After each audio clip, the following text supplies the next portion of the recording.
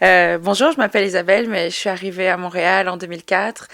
J'avais 22 ans et ça fait 4 ans que je suis ici. Le Québec, c'est très très cliché, mais je pense vraiment que c'est l'Amérique en français. On est dans une société et une culture très nord-américaine.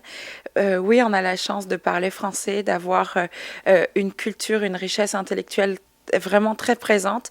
Le Québec, c'est pas les États-Unis, mais d'un autre côté, dans beaucoup de domaines, surtout dans le comportement, la façon de voir les choses, le renforcement positif, la motivation, très très nord-américain. Et puis, en fait, c'est ça. Pour moi, c'est vraiment ce que je retiendrai du Québec. Mais j'avais pas encore beaucoup d'expérience professionnelle en France. Je venais de terminer mes études. C'était pour moi une expérience à l'étranger en français. Puis j'ai profité de l'opportunité des accords France-Québec, puis de la facilité qu'on avait à émigrer. Je suis formée en communication des entreprises avec une spécialité dans l'Internet. J'ai travaillé en France comme chargée de projet web. Les premiers mois, ça a été très étrange. Je pense qu'on a eu la période très vacances, touristique. Et puis rapidement, on a emménagé dans un appartement. On a cherché des petits travaux, des emplois comme dans des centres d'appel, des choses comme ça. Et puis ensuite, j'ai repris des études donc pour une année. Et puis j'ai commencé à travailler ensuite. On s'attend à ce que ce soit facile parce que c'est en français, alors qu'en fait, je dirais que c'est d'autant plus difficile parce qu'on fait des impairs. Parfois, on peut blesser des gens sans se rendre compte.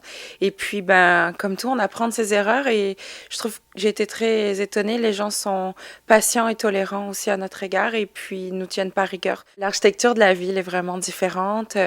Les relations interpersonnelles aussi.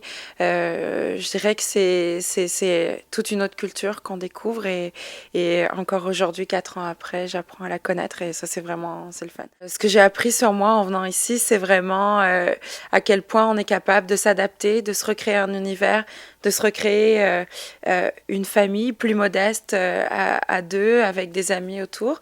Et puis, appris aussi à se connaître mieux, à repousser nos limites, à sortir de notre zone de confort. L'immigration, c'est pas fait pour tout le monde. Je pense que c'est assez difficile. On n'est jamais préparé à 100%. On devrait pas arriver ici en disant aux gens, dans mon pays, c'est comme ça, puis chez nous, on fait comme ça, puis j'ai l'habitude que ce soit comme ça. J'ai de la chance parce que je suis dans un domaine qui est dynamique. Je travaille dans l'Internet. Je travaille dans l'Internet en France aussi. Puis ça faisait partie de la liste des emplois qui étaient accessibles au Québec, une des raisons pour lesquelles aussi on est venu ici. Puis ça se passe, je dirais que le premier emploi est une étape difficile. J'ai attendu à peu près 2 ou 3 mois pour trouver mon premier emploi. J'ai fait un club de recherche d'emploi qui a été très très bénéfique, qui a porté ses fruits plus d'une année après que j'ai commencé cette démarche. Et puis, je suis restée dans la même entreprise parce que je suis très heureuse et que j'ai une belle évolution dans l'entreprise. Et pour l'instant, c'est une belle stabilité aussi, donc j'ai pas envie de changer pour l'instant. Il faut être prêt à mettre de côté toutes ces attentes, à prendre les choses comme elles viennent, et puis à être modeste, à accepter qu'on comprend qu'il faut qu'on s'adapte, que c'est pas la même société que nous, que la langue est différente, que la culture du travail est différente, et puis prendre du recul et puis laisser le temps de comprendre ce qui se passe avant de vouloir changer les autres à notre image et être plutôt dans une démarche où nous, on va devoir comprendre et s'adapter à une société.